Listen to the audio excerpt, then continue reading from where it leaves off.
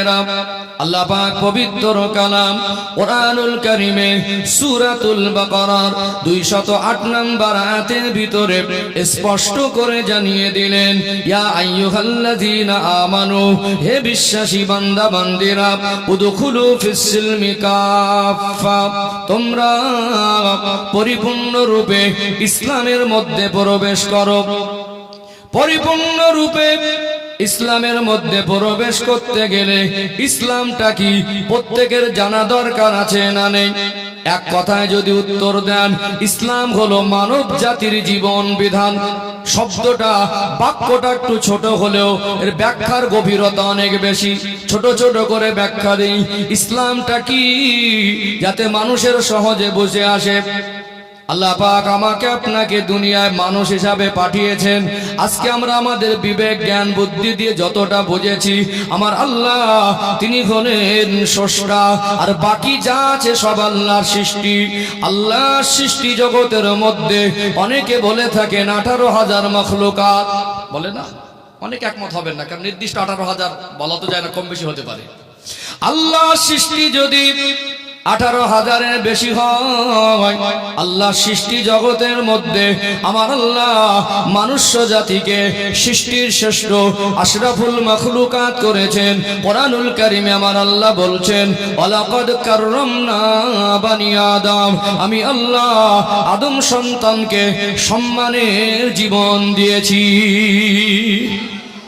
প্রথম পয়েন্ট, আল্লাহ যা কিছু সৃষ্টি করেছেন, সৃষ্টির মধ্যে আল্লাহ মানুষকে শ্রেষ্ঠ করেছেন। বলুন সুবহানাল্লাহ। তাহলে আমরা হলাম সৃষ্টির শ্রেষ্ঠ। আমাদের ভিতরে সৃষ্টিগতভাবে আল্লাহ পাক যে বৈশিষ্ট্যগুলো দিয়েছেন, সেটা অন্য কোন সৃষ্টির ভিতরে ওই খাস বৈশিষ্ট্য পাওয়া যায় না। বিবেক বুদ্ধি পশু পাখিরও আছে, কিন্তু আমাদের যে কোয়ালিটি বিবেক বুদ্ধি আল্লাহ দিয়েছেন, অন্য কোন প্রাণী বা জীবজন্তুর ভিতরে এই কোয়ালিটির বিবেক বুদ্ধি দেয়নি। আজকে পৃথিবীতে বসবাসকারী বহু জীবজন্তুর আল্লাহ সৃষ্টি বা মাখলুক আছে না নেই? আছে না? মানুষ এই পর্যন্ত যা আবিষ্কার করেছে, আল্লাহর অন্য কোন সৃষ্টি তা আবিষ্কার করতে পেরেছে? না। মানুষ ব্যতীত আরো সৃষ্টি তো আছে। মোবাইল আবিষ্কার করেছে, একটা অন্য কোন সৃষ্টির মাখলুকের নাম বলেন। আমার কথা মনে বুঝতে পারছেন না? হ্যাঁ, রকেট আবিষ্কার করেছে, অন্য একটা মাখলুকের নাম বলেন, পারবো? আমাদের সামনে বহু পশু পাখি আল্লাহ সৃষ্টিকে দেখতে পাই, কিন্তু আল্লাহ আমাদের যে কোয়ালিটির বিবেক বুদ্ধি দিয়েছেন, এই কোয়ালিটির বিবেক বুদ্ধি আল্লাহ অন্য কোন সৃষ্টিকে দেয় নাই। যা কিছু ডেভেলপ, মানুষের ঘর বাড়ি বিল্ডিং বালাখানা গাড়ি বাড়ি উন্নতি, এদের জীবন যাপনের ভোগ বিলাস বিলাসিতা যা কিছু করছে এই বিবেক বুদ্ধি দ্বারা। কথা ঠিক না বেঠিক? কিন্তু এই কোয়ালিটির সম্পূর্ণ বিবেক বুদ্ধি আল্লাহ যেটা মানুষকে দিয়েছেন, আল্লাহ সৃষ্টি জগতে আল্লাহ আর কাউকেই দেননি। সৃষ্টিগতভাবে আমাদের ভিতরে আল্লাহ যে বৈশিষ্ট্য দিয়েছেন, দেখবেন খুব সহজে, অনেক ব্যাখ্যা আছে, সংক্ষেপে বলছি। আমাদের মতো আমাদের কিছু গৃহপালিত পশু আমরা ঘরে পালন করি, তারাও খায়, তারাও ঘুমায়, তাদের জীবনে ফিজিক্যাল সম্পর্কের প্রয়োজন হয়, কিন্তু তারা পেশাব পায়খানা করে, আমরাও করি। তারা পেশাব পায়খানা থেকে নিজেরা ধৌত করে পবিত্র হতে পারে? পবিত্র হতে পারে না। পারে কি? পারে না। এবং আল্লাহ পাক কোরআন শরীফে সূরা তিনের মধ্যে বলছেন, লাকাদ খালাকনাল ইনসানা ফি আহসানি তাকওয়িম, আমি আল্লাহ মানুষকে এমন পরিকাঠামোয়, এমন ছাঁচে সৃষ্টি করেছি যেটা অতি সুন্দর।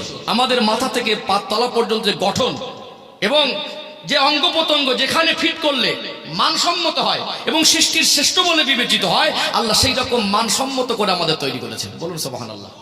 আমরা হালাল খাদ্য খাই, রাতের বেলা বাড়তি অংশটা রেখে দেয়, অনেকে মনে করে সকালে খাবো, কেন ফেলে দেবো? তরকারিটা একটু গন্ধ হয়ে যায়। নাকটা ঠিক খাদ্যে যেখান থেকে গ্রহণ করি মুখের কাছে, এই নাকটা যদি আল্লাহ পিছনে হাঁটুর নিচে দিয়ে দিতেন। কথা মনে বুঝতে পারছেন?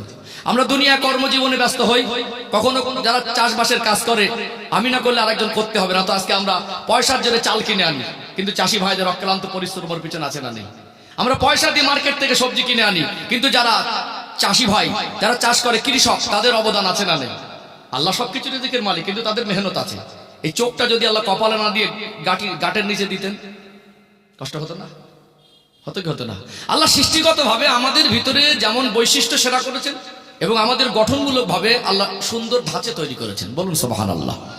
ও ভাইজানেরা, সোনার মানিক যুবকেরা, আব্বার মায়েরা, আল্লাহ পাক এই জন্য কোরআনুল কারিমে বলছেন, ওয়ালাকাদ কাররামনা বানি আদম, আমি আল্লাহ আদম সন্তানকে সম্মানে জীবন দিয়েছি। বলুন সুবহানাল্লাহ। একটা হলো জীব, আর একটা হলো জড়। একটা পাথরের টুকরা, এটা হলো জড় পদার্থ। একটা মাটির ঢেলা, এটা হলো জড় পদার্থ। দেখতে পাবেন একটা গাছের শুকনো ডাল ভাঙা, এটা হলো জড় পদার্থ, এর নিজের কিছু করার ক্ষমতা নাই। আমার আল্লাহ বড় দয়াময়, আমাকে আপনাকে আমার আল্লাহ এমন ভাবে সৃষ্টি করেছেন, আমরা জড় পদার্থের মতো এক মাস এক জায়গায় পড়ে থাকতে পারবো না। আমাদের চলতে হয়, আমাদের খেতে হয়, আমাদের ঘুমাতে হয়, আমাদের জীবনটা স্থিতিশীল নয়, চলমান। আমরা সৃষ্টির শ্রেষ্ঠ হয়ে আল্লাহ আমাদের চলার ক্ষমতা দিয়েছেন বলে যে যার মতো করে যদি চলি, আল্লাহ আমাদের বলার ক্ষমতা দিয়েছেন বলে যে যার মতো করে যদি বলি, আল্লাহ আমাদের খাওয়ার ক্ষমতা দিয়েছেন বলে যা ইচ্ছা তাই যদি খেতে পারি, আল্লাহ আমাদের সিদ্ধান্ত নেওয়ার ক্ষমতা দিয়েছেন বলে যেভাবে ইচ্ছা সেভাবে যদি সিদ্ধান্ত নেই, সবাই সবার মতো যদি চলি, আমাদের জীবনে একটা ডিসিপ্লিন, আমাদের জীবনের একটা গাইডলাইন, আমাদের জীবন যাপনের একটা নিয়ম পদ্ধতি যদি না থাকে, এই সৃষ্টির শ্রেষ্ঠত্বের বাস্তবতা আর তাদের জীবনে থাকবে না। থাকবে কি? আমরা সৃষ্টির শ্রেষ্ঠ মানুষ, দেখবেন এখন যে যার মতো করে চলছে না। আমরা যদি যে যার মতো চলি, যা ইচ্ছা তাই করি, যা ইচ্ছা তাই খাই, যা ইচ্ছা তাই বলি, আমাদের শ্রেষ্ঠত্বটা বজায় থাকবে? থাকবে না। আমাদের জীবনে শৃঙ্খলা বলে কিছু থাকবে? থাকবে না। এবং আমরা জীবনে যে শান্তি খুঁজি, শান্তি, এই শান্তি জিনিসটা থাকবে না। আমাদের সৃষ্টিকর্তা কে বলেন? সবাই মিলে বলেন, আল্লাহ। আমাদের ক্ষতি বা আমাদের খারাপি আমাদের বাবা মা কোনোদিন চায়? চায় কি? যদি ক্ষণিকের জন্য মা বা বাবা সন্তানের অবাধ্যতায় রেগে গিয়ে একটু বিরক্তি বোধ করে, রাগ করে, বদদোয়া করে, কিন্তু ক্ষণিকের জন্য সেটা আবার মনের মধ্যে মিটে যায়। আল্লাহ, আমি রাগে বলেছি আমার বাচ্চার যেন ক্ষতি না হয়। কোনো বাবার মা তার সন্তানের মন থেকে ক্ষতি চায় না। যদিও ক্ষতি হয়, বাবা মা যে কষ্ট পায় অন্য কেউ অতটা কষ্ট পায় না। কিন্তু একটা বাবা আর মা তার সন্তানকে যে পরিমাণে ভালোবাসে, আল্লাহ পাক তার বান্দা বান্দিকে তার থেকে কোটি কোটি গুণ বেশি ভালোবাসে। বলুন সুবহানাল্লাহ। আমরা বাবা মা হিসাবে আমাদের সন্তানের যদি সামান্য খারাপই জিনিসটা আমরা না চাই, আমার আল্লাহ যদি বাবা মার থেকে কোটি কোটি গুণ বেশি ভালোবাসে, তাহলে আমার আল্লাহ বান্দা বান্দির খারাপ অতটাই চান না, যেটা বাবা মা যতটা পরিমাণ চায় না, তার থেকে কোটি কোটি গুণ বেশি আল্লাহ চায় না। যে সন্তান যেমন ভালো থাকে এটা বাবা মা চায়, আল্লাহ তেমন চায় আমার বান্দা সুখী থাক, আমার বান্দার ভিতরে শ্রেষ্ঠত্বটা বজায় থাক, আমার বান্দার জীবনে শান্তি থাক, তারা জীবনে শৃঙ্খলার বদ্ধ হয়ে জীবনযাপন করুক। আল্লাহ এই জন্য আল্লাহর পক্ষ থেকে তিনিই সৃষ্টিকর্তা। আল্লাহ আমাদেরকে সৃষ্টি করেছেন, আমাদের জীবন কিভাবে চললে আমরা ভালো থাকবো, আল্লাহর থেকে ভালো তার কেউ জানবে না। জানবে কি? এই জন্য আল্লাহর পক্ষ থেকে সৃষ্টির শ্রেষ্ঠত্ব যাতে বজায় থাকে, আমরা যাতে ভালো থাকি, শান্তিতে থাকি, আল্লাহ আমাদেরকে সুন্দর একটা গাইডলাইন জীবন ব্যবস্থা দিয়েছেন। আল্লাহর পক্ষ থেকে মানুষ জাতি জন্ম থেকে মৃত্যু পর্যন্ত একটা নিয়ম পদ্ধতির মধ্যে জীবন যাপন করবে। তার জন্য যেটা উপযুক্ত ওটা আল্লাহর পক্ষ থেকে মানুষ জাতিকে যেটা দেওয়া হয়েছে, ওই জীবন বিধানের নাম হলো ইসলাম। জোরে বলুন। আলোচনা ঢুকছে মাথায়? যত আগে যাব, যত ধাপে ধাপে আগে বাড়বো, তত আলোচনার রুট পরিষ্কার হবে ইনশাআল্লাহ। কারণ এখন ভিড় চলছে, যত আগে যাব ততটা রুট পরিষ্কার হবে। আলোচনা বুঝতে পারছেন তো? বুঝতে পারছেন? তাকবীর দেন তো, নারে তাকবীর। আমার যে সমস্ত ভাইরা দাঁড়িয়ে আছেন, আমি অনুরোধ করব একটু বসেন। আজকে আপনাকে ভালোবেসে ডাকছি, কালকে আপনাকে এরকম করে কেউ ডাকবে না। ডাকবে? কালকে যদি আপনার মনও চায়, আপনি মজলিসটা পাবেন না। পাবেন?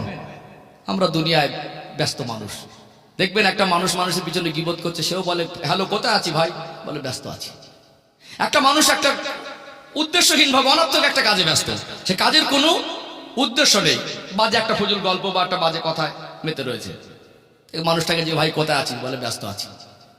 চালাক বুদ্ধিমান তারা যারা আখিরাতের জন্য, আল্লাহ সন্তুষ্টি অর্জনের জন্য জীবনের ব্যস্ততার মধ্যে থেকে সময় বার করে। এই জন্য মাঝে মাঝে এরকম পবিত্র মজলিসে বসা দরকার আছে না নেই?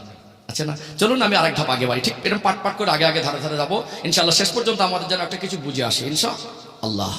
ও ভাইজানেরা, সোনার মানিক যুবকেরা, আব্বার মায়েরা, আল্লাহ পাক মনুষ্য জাতিকে সৃষ্টির শ্রেষ্ঠ করেছেন। এই মনুষ্য জাতি দুনিয়ায় আসবার পরে যখন আল্লাহর পক্ষ থেকে তাদের জন্য যে জীবন বিধান, যে গাইডলাইন, জীবন যাপনের নিয়ম পদ্ধতি আল্লাহ দিয়ে থাকেন, যখন এই সঠিক পথটা ভুলে যায়, আল্লাহর পক্ষ থেকে দেওয়া যে গাইডলাইন, জীবন বিধান, এটা ভুলে তারা তাদের মতো চলতে থাকে, মন মর্জি চলতে থাকে, ইচ্ছা মতো চলতে থাকে। আমার আল্লাহর বড় দয়া, আল্লাহ পাকের বড় করুণা, ওই পথ ভোলা মানুষ দিগকে আমার আল্লাহ তাদেরকে সুপথগামী করার জন্য আল্লাহর পক্ষ থেকে যে গাইডলাইন দরকার তাদের জীবনে বাস্তবায়ন করার জন্য এই সাধারণ মানুষ এদেরকে হেদায়েতের জন্য যুগ যুগ ধরে আমার আল্লাহ অসংখ্য নবী রাসূল পয়গম্বর আলাইহিমুস সালাম দিগকে পাঠিয়েছেন। বলুন সুবহানাল্লাহ। নবীরা কেন এসেছিলেন? নবীরা কেন এসেছিলেন? মানুষের হেদায়েতের পথ দেখানোর জন্য। হেদায়েতের পথ কোনটা? যেটা আল্লাহ বান্দার জন্য উপযুক্ত আর ভালো মনে করেন, নবীদের মাধ্যমে সাধারণ মানুষের কাছে আল্লাহ বাস্তবায়ন করেন। জোরে বলুন সুবহানাল্লাহ। কোন নবী মন গড়া কথা বলেন, বানানো কথা বলেন না, আল্লাহর পক্ষ থেকে যেটা আসে সেটা বলেন। তাহলে মানুষ যখন একটা সময় পথভ্রষ্ট হয়ে যায়, নিজেদের মতো চলার রাস্তা তৈরি করে, নিজের মতো চলার একটা ধর্ম তৈরি করে নেয়, নিজের মতো চলে একটা কামিয়াবি ভুল পথে চলে। কেন? মানুষকে আল্লাহ এত সামান্য জ্ঞান দিয়েছে, মানুষ নির্দিষ্ট তাদের জীবন যাপনের পথ তারা উদ্ঘাটন করতে পারবে না। এটা আল্লাহর হক। আল্লাহ তিনি সৃষ্টি করেছেন, তিনি পাঠিয়েছেন, তিনি চলার রূপ তৈরি করে দিয়েছেন। এতে আমাদের চলাটাই মেনে নেওয়া দরকার। এইবারে সাধারণ মানুষ যখন পথভ্রষ্ট হয়ে যায়, হিংস্র হয়ে যায়, মনুষ্যত্ববোধ হারিয়ে ফেলে, শৃঙ্খলা জিনিসটা তাদের ভিতর থেকে চলে যায়, শান্তি জিনিসটা তাদের ভিতর থেকে চলে যায়, এই সমাজে হাহাকার পড়ে যায় না? এই মানুষগুলোকে সুপথে আনার জন্য আল্লাহ তাদের মাঝে নবী পাঠালেন, একজন করে নবী পাঠালেন। তারা যে নবী, এই মানুষ কি করে বুঝবে? তাহলে এই সাধারণ মানুষকে আল্লাহ যে বিবেক বুদ্ধি দিয়েছে, এই বিবেক বুদ্ধি দিয়ে একজন নবীর জীবন নিয়ে যদি অ্যানালাইজ করা যায়, তিনি যে সত্যকার আল্লাহর নবী, আল্লাহ পাক নবীর ভিতরে সেই কোয়ালিটিটা দিয়ে থাকেন। জোরে বলুন সুবহানাল্লাহ।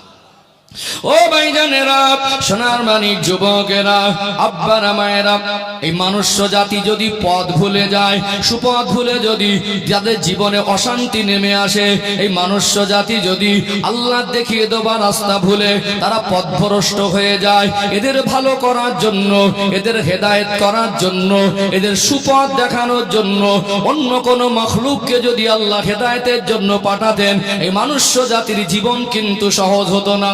বরং আমরা মানুষ, আমাদের জন্য আল্লাহ পাক এই জন্য যাদেরকে নবী রাসূল পয়গম্বরের ক্যাটাগরি দিয়েছেন, যাদেরকে নবী রাসূল পয়গম্বর হিসাবে আল্লাহ পাক পছন্দ করেছেন, আল্লাহ পাক এই মানুষের হেদায়েতের জন্য প্রত্যেকটা নবী রাসূলকে আমার আল্লাহ মানুষ করে দুনিয়ায় পাঠিয়েছিলেন। জোরে বলুন সুবহানাল্লাহ। কোন নবী জিন নয়, ফারিস্তা নয়, নবীরা হলেন মানুষ। নবীরা হলেন মানুষ। দুনিয়ায় মানুষ নবীদের কথাগুলো শুনে নবীদের সঙ্গে বিরোধী আচরণ করেছে না করেনি, নবীদেরকে অপমান করেছে না করে নাই। কিন্তু আল্লাহ পাক যাদেরকে নবী বা রাসূল করেন, প্রত্যেকটা নবী রাসূলের ভিতরে আল্লাহ তিনটে বড় বড় বৈশিষ্ট্য দেন। এই তিনটে বৈশিষ্ট্য মানুষকে আল্লাহ যে বিবেক দিয়েছে, ওই বিবেক দিয়ে যদি বিবেচনা করে, সত্যকারে নবীর মানুষের মধ্যে সন্দেহ থাকার কথা নয়। দেখবেন আমরা সাধারণ মানুষ, আল্লাহ পাক যাদের নবী করেছেন তাদের জীবন যাপন আর আমাদের জীবন যাপনের মধ্যে পার্থক্য আছে না নেই? আমাদের জীবন হলো সাধারণ, নবীদের জীবন হলো অসাধারণ। এক নাম্বার বৈশিষ্ট্য, আমার আল্লাহ দয়াময় যাদের নবী রাসূল করেছেন, ছোট থেকে তারা বড় হয়েছে, তাদের জীবনে একটা পবিত্রতা, স্পেশালিটি ছিল। কেননা নবীরা আমাদের মতো করে ছোট থেকে গালাগালি দিয়ে, ঝগড়া করে, হিংসা করে, মারামারি করে, দুষ্টুমি করে বড় হয় না। প্রত্যেকটা নবীকে আমার আল্লাহ তাদের জীবনে এত বেশি পবিত্রতা দান করেন, প্রত্যেকটা নবীর চরিত্র হয় পবিত্র। কেননা সাধারণভাবে যদি নবীরা জীবন যাপন করতেন, একটা সময় আল্লাহ যখন নবুয়াত দিতেন, তারা যখন দ্বীনের দাওয়াত দিতেন, এক শ্রেণীর মানুষ বলতো, আপনি তো গালাগালি দিতেন, নবী হলেন কবে? প্রশ্ন তুলতো না? ছোট থেকে আমরা গালাগালি দেইনি, বলতে পারবো গালাগালি দেয়নি? আমি হুজুরও ক্ষমতা নেই বলতে পারবো না আমার জীবন থেকে কোনোদিন একটা অশ্লীল বাক্য ব্যবহার হয়নি। কখনো হয়ে যায়, কম আর বেশি যে যে পরিবেশে থাকে। তারপরে আমাদের মধ্যে হিংসা আছে না নেই? আমরা বলতে পারবো আমাদের কথা কর্ম দ্বারা মানুষ ধোঁকা খায়নি বা মানুষের কষ্ট হয়নি বা মানুষের অপমান করেনি, বলতে পারবো? কিন্তু নবী যারা হন ছোট থেকে তাদের জীবনের ভিতরে এমন একটা পবিত্রতা থাকে, ছোট থেকে মানুষের আস্থা ভরসা তৈরি হয়, মানুষটা মিথ্যা বলেন না। এই জন্য আমার নবী 63 বছরের জীবনে একটা মিথ্যা শব্দ তিনি তার জবান থেকে ব্যবহার করেননি, একটা অশ্লীল বাক্য তিনি ব্যবহার করেননি। কোরআনুল কারীম আল্লাহ পাক বলছেন, ওয়া ইন্নাকা লাআলা খুলুকিন আযীম, আমি আমার হাবিবের চরিত্রকে মহান চরিত্র করেছি। বলুন সুবহানাল্লাহ। প্রত্যেকটা নবীর চরিত্রকে আল্লাহ পাক পবিত্র করেছিলেন। ছোট থেকে নবীরা বড় হয়ে একটা সময় আল্লাহ তাদের নবুয়াত দিলেন। এই ছোট থেকে তাদের মাঝে বড় হওয়া, তাদের মাঝে জন্মগ্রহণ করা, তাদের চাল চলন আদর্শে মানুষের ভক্তিও হয়, তাদের প্রতি মানুষের অগাধ ভরসাও থাকে। এই মানুষটা মিথ্যা বলতে পারে, এই মানুষটাকে ছোট থেকে দেখেছি না, জীবনে মিথ্যা বলতে দেখিনি। যাতে সাধারণ মানুষ এই নবীদের কথা সহজে বিশ্বাস করে এরা ভালো হতে পারে, এই জন্য নবীদের ভিতরে আল্লাহ স্পেশাল কোয়ালিটি দিয়েছেন। বলুন সুবহানাল্লাহ। তারপর নবীদেরকে পরীক্ষা করেছে না করিনি? করেছে না? যা প্রশ্ন করেছেন, আমাকে একটা আজগবি প্রশ্ন যদি করেন আমি উত্তর দিতে পারবো না। পারবো কি? আন্দাজে উত্তর দেওয়া যায় না। জিনিস যে কোনো জিনিস না জানা থাকে তো দেওয়া যায় না। নবী যারা হন আল্লাহ তাদের সঙ্গে যোগাযোগ রাখেন, কখনো ডাইরেক্ট কখনো ইনডাইরেক্ট। আল্লাহ পাকের অসংখ্য অগণিত ফারিস্তাদের মধ্যে 4 জন ফারিস্তাকে প্রধান ফারিস্তা করেছেন। এর মধ্যে অন্যতম একজন হলেন হযরত জিবরাইল আমিন আলাইহিস সালাম। তার কাজই ছিল নবীদের কাছে আসা, আল্লাহর পক্ষ থেকে বার্তা নিয়ে। তিনি মাধ্যম হিসেবে ব্যবহার হয়েছে। কথা কি বুঝতে পারছেন? তাহলে নবীদের কাছে ওহী আসে, কি আসে? এই মানুষ যখন প্রশ্ন করে আল্লাহর পক্ষ থেকে নবীদের উপরে ওহী নাজিল হয়, আল্লাহ নবীদের সঙ্গে যোগাযোগ করে মানুষের জীবনের প্রশ্নের উত্তরটা নবীদের মাধ্যমে দিয়ে দেয়। যদি বলুন সুবহানাল্লাহ। তাহলে কথা ক্লিয়ার হচ্ছে? নবী যারা হবেন তাদের ভিতরে বৈশিষ্ট্য থাকবে, আল্লাহর পক্ষ থেকে তাদের কাছে ওহী আসতে হবে, এবং নবী যারা হবেন তাদের চরিত্র পবিত্র হতে হবে, এবং নবীদের ভিতরে আল্লাহ একটা স্পেশাল জিনিস দেন, সেটা হলো মুজিজা। আমার পূর্বেই বলছিলেন যে মুজিজার কথা, যতটুকু আমার কানে আসছিল আওয়াজ, মুজিজার কথা। কথা ঠিক না বেঠিক? ও ভাইজানেরা, সোনার মানিক যুবকেরা, আব্বারা মায়েরা, এই সাধারণ মানুষ তারা যখন পথভ্রষ্ট হয়ে যায়, কুপথে চলে যায়, আল্লাহ দেখিয়ে দেবার রাস্তার বাইরে চলে গিয়ে তাদের জীবনটা যখন ক্ষতিগ্রস্তর দিকে চলে যায়, আল্লাহ হেদায়েতের জন্য তাদের মাঝে যে নবী রাসূল পয়গম্বর আলাইহিমুস সালাম দিগকে পাঠিয়ে থাকেন, আমার আল্লাহ তাদের মধ্যে মুজিজা দান করেন, অলৌকিক ঘটনা তাদের দ্বারা ঘটে যায়। এই জন্য সাধারণ মানুষ নবীদেরকে নিয়ে যদি ভাবে, নবীদের জীবনের বৈশিষ্ট্য নিয়ে যদি ভাবে, তিনি যে আল্লাহর পক্ষ থেকে নবী হয়ে মানুষকে হেদায়েতের বাণী পৌঁছাচ্ছেন, এতে সন্দেহ থাকার কথা নয়। জোরে বলুন সুবহানাল্লাহ। তাহলে নবীদেরকে আল্লাহ পাঠালেন ইসলাম নামক জীবন ব্যবস্থাকে এই সমাজে মানুষের জীবনে বাস্তবায়নের জন্য। কথা বুঝতে পারছেন? ইসলাম কবে থেকে দুনিয়া এসেছে? দুনিয়া শুরু থেকে ছিল। কারণ দুনিয়ার শুরুতে সর্বপ্রথম 2 জন মানুষ এসেছিলেন। এই 2 জনের সৃষ্টি দুনিয়া না আল্লাহ জান্নাতে ব্যতিক্রম ভাবে, এবং 2 জনের মধ্যে যিনি আমাদের আদি পিতা আবুল বাশার আব্বাজান আদম আলাইহিস সালাম, তিনি নবী ছিলেন। কারণ নবীদের সঙ্গে আল্লাহ যোগাযোগ হয়, আল্লাহর পক্ষ থেকে জীবনযাপনের নিয়ম পদ্ধতি নবীদের উপরে আল্লাহ সেটা নাজিল করেন। তাহলে আদম আলাইহিস সালামের তিনি যদি নবীর ক্যাটাগরি পান, তিনি যদি মানব জাতির আদি পিতা হন, তাহলে তিনি যে আল্লাহর নবী, তার ভিতরে নিখুঁত ইসলাম ছিল, তো সন্দেহের অবকাশ নেই। এখানে আমাদের ভারতবর্ষের পরিস্থিতি খুব কঠিন। আজকে ধর্ম নিয়ে রাজনীতি, মন্দির মসজিদ, আর হিন্দু মুসলমান সম্প্রীতির কথা আমি বেশি যাব না, প্রায় আমার সম্প্রীতির বক্তব্য অনেক বক্তব্যের মধ্যে আছে। এতটুকু বলবো, ডিভাইডে না যায়। ধর্ম তার একান্ত ব্যক্তিগত স্বাধীনতা, তার ধর্ম তার কাছে ভালো, আমারটা আমার কাছে ভালো। আমার ধর্ম অন্য কোনো ধর্মকে আক্রমণ করা, ছোট করা শেখায়নি। অর্থাৎ তার ধর্মের ইতিহাসে কত বেশি ভালো, কত বেশি প্রাধান্যতা আছে তার একান্ত ব্যাপার। কেন আমি বিতর্কে যাব? আপনারটা পুরনো না আমারটা পুরনো, এই বিতর্কের জায়গায় আমি যাব না। আপনার যেটা আছে ওটা মানুন, আর আমার যেটা আছে আমি মানি। আপনি কেন ঝগড়া করছেন? আপনার ধর্ম নিয়ে আমার ধর্ম নিয়ে মারামারি নয়। আপনার ধর্মে যদি বলা হয় পৃথিবী শুরুর 100 বছর আগে দুনিয়ার আপনার ধর্ম ছিল, আপনি ওটা মানেন, কিন্তু আমার যেটা আছে সেটাও মানে। কিন্তু এখন যে কত কঠিন ভাবে পরিকল্পনা করা হয়, ইসলাম সম্পর্কে বোঝেই না, তাকে টুপি মাথায় দিয়ে নিউজ চ্যানেলে বসিয়ে দিয়ে বললো মুসলমান ধর্মের বয়স বেশি না হিন্দু ধর্মের বয়স বেশি, একটা বেফাস কথা বেরিয়ে গেলে ওটাকে নিয়ে হাইলাইট করে না। এই জন্য আমরা যারা ইসলাম সম্পর্কে বুঝি না, আমাদের জবান থেকে ইসলাম সম্পর্কে না জেনে কোনো মন্তব্য করাটা অনেক সময় ইসলাম ধর্মের প্রতি মানুষের খারাপ ধারণা হয়ে যেতে পারে। এই জন্য না বুঝে মুখ না খোলা দরকার। কথা কি বলতে পেরেছেন? আর কোন রকম ডিভাইডে যাবার দরকারই নেই ভাই, ওটা আপনার একান্ত ব্যাপার, এটা আমার একান্ত ব্যাপার। পাশাপাশি আমি একটা ব্যবসায়ী, আপনি একটা ব্যবসায়ী। আমার লেবুটা যদি কমলাটা মিষ্টি হয়, আমি তো বুকে হাত দিয়ে 1000 বার বলতে পারি মিষ্টি, এটা আপনার কোনো অধিকার নেই। আপনি ব্যবসা করছেন আপনার স্টাইলে, আপনারটা টক হলে মিষ্টি বলেন, আমার আপত্তি নেই। আমার যদি মিষ্টি, আমি মিষ্টি বলতে পারবো না, তাহলে আমি আপনার সঙ্গে ঝগড়া করবো না। আপনার ক্যাপাসিটিতে আপনি ব্যবসা করেন, আর আমার ক্যাপাসিটিতে ঠিক এরকম আমি আপনার সঙ্গে বিতর্কে যাব না ভাই। আপনার যেটা আছে আপনি মানেন, আমার সেটা আছে, এটা আমাকে মানতে দেন। কথা ঠিক না বেঠিক? এগুলো আমাদের বোঝা দরকার। চলুন আরেকটু আগে বাড়ি, আরেকটু ক্লিয়ার হবে ইনশাআল্লাহ। ও ভাই জানেরা, সোনার মানিক যুবকেরা, আব্বারা মায়েরা, আল্লাহ পাক যুগ যুগ ধরে অসংখ্য অগণিত নবী রাসূল পয়গম্বর আলাইহিমুস সালাম দিগকে পাঠিয়েছেন না পাঠায় নাই? এখানে মগজে ঢুকিয়ে রাখেন, প্রত্যেকটা নবীর উপরে আমার আল্লাহ যে শরিয়াত নাজিল করেছিলেন, ইসলাম নামক জীবন ব্যবস্থা নবীদের মাধ্যমে মানুষকে দিয়েছিলেন, সব নবীর শরিয়াত হুবাহু মিল নয়। মূল কিছু বিষয় মিল থাকলেও বিশেষ কিছু বিষয় মিল ছিল না। কেন মিল ছিল না এখানে একটু ক্লিয়ার করে দেই। আল্লাহ আমাদের যতটুকু হায়াত দিয়েছেন, আমাদের এই বয়সের অভিজ্ঞতা থেকে আর ইতিহাস থেকে জানতে পারি। বলুন তো, আজ থেকে 500 বছর আগে দুনিয়ার পরিবেশ যেরকম ছিল, আজ তার থেকে অনেকটা ডেভেলপার পরিবর্তন হয়েছে না হয় নাই? আজ থেকে 500 বছর আগে পৃথিবীর পরিবেশ একরকম ছিল, 2000 বছর আগে আর এক রকম ছিল, 4000 বছর আগে আর এক রকম ছিল। আমার আল্লাহ কোন নবীকে কোন কওমের জন্য নবী, কোন এলাকার জন্য নবী, কোন খানদানের জন্য নবী, সেই জামানায় সেই পরিবেশে সেই পরিস্থিতিতে আমার আল্লাহ তাদের জন্য যেটা উপযুক্ত জীবন বিধান প্রয়োজন মনে করেছিলেন, তাদের মাঝে একজন নবীকে আল্লাহ প্রেরণ করে সেই জামানার মানুষের ভালাইয়ের জন্য আমার আল্লাহ উপযুক্ত শরিয়াত নাজিল করেছিলেন। জোরে বলুন সুবহানাল্লাহ। তাহলে তখনকার পরিবেশ অনুযায়ী যেটা তাদের জন্য উপযুক্ত আল্লাহ মনে করেছিলেন, সেটা তাদের উপর অবতীর্ণ করেছিলেন। কথা ঠিক না বেঠিক? চলুন আমরা শ্রেষ্ঠ নবীর উম্মত, আমাদের নবী শরিয়াতের উপরে আমরা আসি। দরকার আছে না? আমাদের নবী শরিয়াতের উপরে আমাদের আসতে হবে কি হবে না? ও ভাইজানেরা, সোনার মানিক যুবকেরা, আব্বারা মায়েরা, সব নবীর পরে আমার আপনার নবী, দয়ার নবী, মায়ার নবীকে আমার আল্লাহ দুনিয়ায় প্রেরণ করলেন। আমার আল্লাহ আমার নবীকে 40 বছর বয়সে নবুয়ত দিলেন। আমার নবীর উপরে কোরআনুল কারীম আল্লাহ নাজিল করতে শুরু করলেন। আমার নবীকে যদি আল্লাহ 63 বছরের হায়াতে জীবন দেন, 40 বছর বয়সে নবুয়ত দিলে খেদমতের বয়স 23 বছর। কত বছর? মক্কায় 13 বছর, মদিনায় 10 বছর।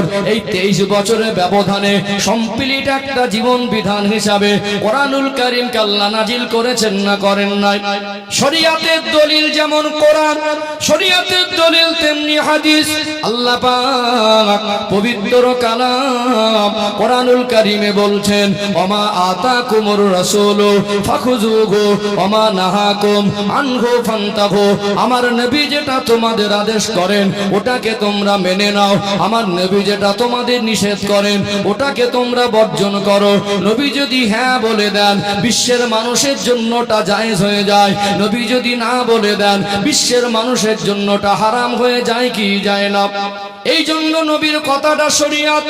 আল্লাহ কোরআনুল কারীমে অপর আয়াতে বলছেন, ইন হুয়া ইল্লা ওয়াহয়ুন ইউহা। আমার হাবিব ইচ্ছাকৃত কোনো কথা বলেন না, আমি আল্লাহ যেটা ওহী করি ওটাই আমার নবী আপনাদেরকে বলেন। এই 23 বছরে মানুষ কি করবে আর কি করবে না, কি খাবে আর কি খাবে না, কিভাবে ঘুমাবে, কিভাবে দুনিয়ায় জীবন যাপন করবে, স্বামী স্ত্রীর সম্পর্ক কেমন হবে, সন্তান বাবা মার সম্পদকে কতটা ভাগ পাবে, দুনিয়ায় একজন নেতার আচরণ কেমন হবে, দুনিয়ায় একজন মানুষ কতটা ধনী হলে তার অর্থ দ্বারা গরিবের হক কতটা হবে, টোটাল জীবন ব্যবস্থাকে আমার আল্লাহ 23 বছর ধরে কমপ্লিট জীবন বিধান হিসাবে কোরআনুল কারীমকে নাজিল করলেন। আর আমার নবীর উপরে শরিয়াত নাজিল করলেন। এই 23 বছরের ব্যবধানে আল্লাহ পাক জিবরাইল আমিন আলাইহিস সালামকে কম বেশি 24,000 বারের মতো আমার রাসূলের কাছে প্রেরণ করেছিলেন। এই 23 বছর ধরে কমপ্লিট জীবন বিধান আমার রাসূলের উপর আল্লাহ অবতীর্ণ করেছেন না করেননি? 23 বছরে কমপ্লিট জীবন বিধান। এবং আল্লাহ পাক আমার রাসূলের সাথে বলছেন, আমার হাবিব যা বলেছে এই 23 বছরে ইচ্ছাকৃত কোনো কথা বলেন নাই, আল্লাহর পক্ষ থেকে যেটা এসেছে সেটা বলেছেন। এটা হলো আমাদের জীবন বিধান। নবী বলছেন, আনা খাতামান নাবিয়িন আলা নবী আবাদি, আমার পরে আর কোনো নবী নেই, আমি হলাম শেষ নবী। তার মানে কিয়ামত পর্যন্ত নতুন করে আর কোন শরীয়তের অপশন মানুষের জন্য আল্লাহ দেবেন না। আমার আপনার নবী দয়ার নবী 23 বছরের খেদমাতে 1.5 লক্ষের মতো মানুষকে মুসলমান করলেন। আমার নবীর হাতে হাত দিয়ে কম বেশি 1.5 লক্ষের মতো মানুষ মুসলমান হলেন। নবী আমার জীবনে একবার হজ করলেন আরাফা ময়দানে জাবালে রহমাত পাহাড়ের পদদেশে। আমার নবী বিদায় হজের ভাষণ দিচ্ছিলেন। 23 বছরের ব্যবধানে আল্লাহ যে বিধান মানুষ জাতির জন্য দিয়েছে এর ভিতর থেকে গুরুত্বপূর্ণ কিছু বিষয় নবী পুনরায় সাহাবাদেরকে সতর্ক করেছিলেন। আল্লাহ নবীর জীবনীতে সিরাতে লেখা হলো বিদায়ী হজের ভাষণ শিরোনামে খুব গুরুত্বপূর্ণ কথা আছে। এটা আমার নবীর জীবনের শেষ হজ। নবী আমার জীবনে আর হজ করার সুযোগ পায় নাই। আল্লাহ নবী সেই দিন 1.5 লক্ষ সাহাবার ভিতরে সামনে দেখেছিলেন 1 লক্ষের অধিক 1,25,000-এর মতো সাহাবা আরাফা ময়দানে এক মজলিসে হাজির ছিলেন। আমার আল্লাহ কোরআনুল কারীমের সর্বশেষ আয়াত নাজিল করে দিলেন, আল-ইয়াওমা আকমালতু লাকুম দীনাকুম ওয়া আতমামতু আলাইকুম নি'মাতি ওয়া রাদিতু লাকুমুল ইসলাম দীনা।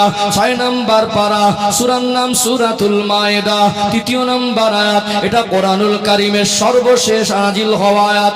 আল-ইয়াওমা আকমালতু লাকুম দীনাকুম, আমি আল্লাহ দিনকে কমপ্লিট করে দিলাম। ওয়া আতমামতু আলাইকুম নি'মাতি, আমি আল্লাহ নিয়ামতকে পরিপূর্ণ করে দিলাম। ওয়ারাদিতু লাকুমুল ইসলাম দীনা, আমি আল্লাহ ইসলামের উপরে রাজি খুশি সন্তুষ্ট হয়ে গেলাম। দিন কমপ্লিট, নিয়ামত পরিপূর্ণ, ইসলামের উপর রাজি। আল্লাহ বলছেন আর নতুন করে কোন শরিয়াত দেবেন না। যেটা প্রয়োজন ছিল আল্লাহ কমপ্লিট করে দিয়েছেন এই 23 বছরের ব্যবধানে।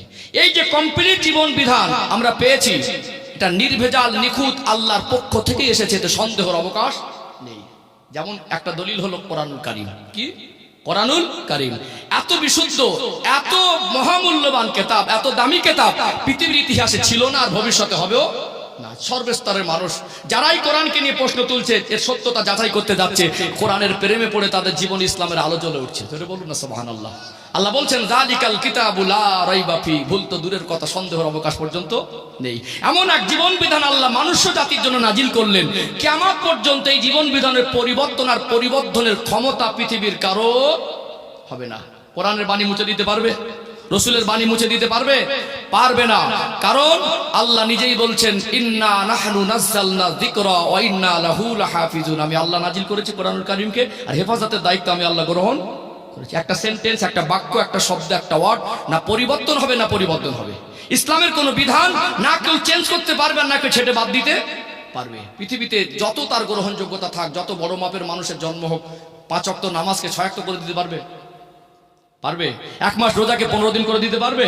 সে যতই বড় হিরো হোক, 1 মুহূর্তের মধ্যে জিরো হয়ে যাবে, মানুষ তাকে টান মেরে ফেলে দেবে। তার মানে আল্লাহ এমন এক জীবন বিধান, এমন কৌশলে, এমন নিয়মে, এমন ভাবে মানুষ জাতির জন্য অবতীর্ণ করে দিলেন, কিয়ামত পর্যন্ত এর বাড়ানো চড়ানোর অপশন আর কারোর হাতে নেই। একে মিটিয়ে দেওয়া, চক্রান্ত করে কোন রকম মেটাতে পারবে না। যদিও পৃথিবীতে কিতাব আকারে কোরআনুল কারীম যে সংরক্ষণ করেছি, প্রশান্ত মহাসাগরে মারিয়ানা ট্রেঞ্চে যদি ডুবিয়ে দিয়েও ফেলে, মানুষের অন্তর থেকে কোরআন মুছে দিতে পারবে না। তাহলে 23 বছরের ব্যবধানে কমপ্লিট জীবন বিধান আমাদের জন্য শরিয়াত, শ্রেষ্ঠ নবীর উম্মতের জন্য শরিয়াত। এটা এই ইসলাম, এটা মুসলমানদের সম্পদ নয়, মানুষের সম্পদ। কার? আমি বলি আপনি যেই ধর্মের হন, ইসলাম আমার যতটা, ইসলাম আপনার ততটা। আমি বলি আল্লাহর কোরআন এটা আমার যতটা, এটা আপনি মানুষ হলে আপনার অতটা। কথা ঠিক না বেঠিক? নবী মুসলমানদের নাম করা, শুধু মুসলমানদের নবী নয়। আল্লাহ আমার রাসূলকে বলছেন ওমা আরসালনাকা ইল্লা রাহমাতাল লিল আলামিন, আমি আমার হাবিবকে সৃষ্টি জগতের জন্য রহমত করেছি। আর স্পেশালি মানুষের জন্য আল্লাহ নবী করেছেন, মুসলমানদের জন্য শুধু নয়, মানুষের জন্য। নবীও মানুষের জন্য, কোরআনও মানুষের জন্য, ইসলামিক জীবন বিধানও কিসের জন্য? মানুষের জন্য। এই জন্য কোরআন আল্লাহ পাক বলছেন ইন্না দীনা ইনদাল্লাহিল ইসলাম, একমাত্র আমার মনোনীত ইসলাম। এই পন্থায়, এই রাস্তা বাদ দিয়ে অন্য কোন পন্থা, অন্য কোন রাস্তায়, অন্য কোন পদ্ধতিতে সৃষ্টির শ্রেষ্ঠ মানুষ আল্লাহকে পাবে না, আল্লাহ সন্তুষ্টি অর্জন সম্ভব নয়। পৃথিবীতে এখন প্রশ্ন আসবে কত ধর্ম আছে। আপনারা যারা এখন তো ইয়াং জেনারেশন, আমার যুবক ভাইরা গুগলে সার্চ করবে পৃথিবীতে ধর্মের সংখ্যা কতটা, এখানে গুগল তথ্য দেবে। যারা এডুকেটেড পারসন, দার্শনিক, বৈজ্ঞানিক, ঐতিহাসিকবিদ, ডক্টর, ইঞ্জিনিয়ার, ব্যারিস্টার, একটা হলো ধর্মীয় জ্ঞান, একটা হলো জেনারেল জ্ঞান। যারা জেনারেল শিক্ষায় শিক্ষিত গোটা বিশ্বের মধ্যে, যারা এডুকেটেড পারসন, আজকে গুগলের তথ্যকে প্রাধান্য দেয় না, দেয় কি দেয় না? গুগল গোটা বিশ্ব থেকে তথ্য সংগ্রহ করেছে, ইতিহাস থেকে তথ্য সংগ্রহ করে গুগল যে তথ্য তুলে দিচ্ছে আজকে মানুষের কাছে, বিশ্বের মানুষের কাছে, যে পৃথিবীতে ধর্মের সংখ্যা 3.5 থেকে 4 হাজারের মতো। কতটা? একমাত্র ইসলাম ব্যতীত, একমাত্র ইসলাম ছাড়া এর বাইরে যত ধর্ম আছে, ওই ধর্মের হিস্টোরি যদি গোড়া পর্যন্ত পৌঁছাতে চায়, কবে থেকে কে এনেছে, কি তৈরি হয়েছে, এর নিয়ম পদ্ধতি, এর পরিকাঠামো, এর ভিতরে যা কিছু আছে, কারা তৈরি করেছে, কারা বানিয়েছে, কোথাও না কোথাও মিল পাবে, কোনো না কোনো মানুষ বানিয়েছে। কিন্তু ইসলাম এমন এক জীবন বিধান, ইসলামিক জীবন বিধানের মধ্যে মানুষের কোনো ব্যক্তিগত একটা মত আজও ঢুকিনি, কিয়ামত পর্যন্ত ঢোকানো সম্ভব হবে না। বরং আল্লাহ পাক তার সৃষ্টির মধ্যে আমার রসুলকে শ্রেষ্ঠ করলেও সে রসুলের সামনে মানুষকে বলছেন, আমার নবীকে আমি আল্লাহ সৃষ্টি জগতের মধ্যে সম্মানী করেছি। তার মানে ইসলামটা আমার নবীর কথাটা শরিয়াত হলেও আমি আল্লাহ সতর্ক করেছি, ইনহুয়া ইল্লা ওয়াহয়ু ইউহা, ওটা যে হাবিব বলেছেন তার আর বানোয়াটি নয়, ওটা আমি আল্লাহর পক্ষ থেকেই বলেছি। জোরে বলুন। ইসলাম কি জিনিস বুঝতে পারছেন? পৃথিবীতে মানুষ যত গবেষণা করবে, যত গভীরে যাবে, ইসলাম নিয়ে যদি ভাবে, একেবারে পানির মতো পরিষ্কার হয়ে যাবে। ইসলাম আল্লাহর পক্ষ থেকে নিখুঁত এক নির্ভেজাল জীবন ব্যবস্থা। এর মধ্যে মানুষের ব্যক্তিগত মত ঢোকে না, আজও ঢোকানো সম্ভব হয়নি, কিয়ামত পর্যন্ত চেষ্টা করে সম্ভবও হবে না। ওই জীবন ব্যবস্থার নাম হলো কি? ইসলাম। ক্লিয়ার হয়েছে? মোটামুটি বুঝতে পেরেছেন? এই জিনিসটা আমাদের বুঝতে হবে। তাহলে আমরা যদি সৃষ্টির শ্রেষ্ঠ হই, আমাদের জীবনের শ্রেষ্ঠত্বটা যদি বজায় থাকতে চাই, আমরা যদি এই জীবনে শান্তি পেতে চাই, কবরে শান্তি পেতে চাই, আখেরাতে শান্তি পেতে চাই, আমার রব যা কিছু কোরআনে বলেছেন আখেরাত সম্পর্কে, সেগুলো আমাদের বিশ্বাস করতে হবে। কথা ঠিক না বেঠিক? তাহলে এই জীবনে ইসলামিক পন্থায়, আল্লাহ দেওয়া রাস্তায় ছাড়া অন্য কোনো রাস্তায় চলে মানুষের কামিয়াবি নেই, প্রকৃত শান্তি নেই, মানুষের জীবনে প্রকৃত সফলতা নেই। প্রকৃত 100% সফলতা কোরআনের রাস্তায়, হাদিসের রাস্তায়, আল্লাহ এবং রাসূলের পক্ষ থেকে যেটা দেওয়া হয়েছে, এটাই হলো সফলতার কামিয়াবির রাস্তা। আল্লাহ বলছেন, উদখুলু ফিস সিলমি কাফা, পরিপূর্ণ রূপে ইসলামের মধ্যে প্রবেশ করো। এ পর্যন্ত ক্লিয়ার হয়েছে? ক্লিয়ার হয়েছে? দেখুন, এখানে জানতে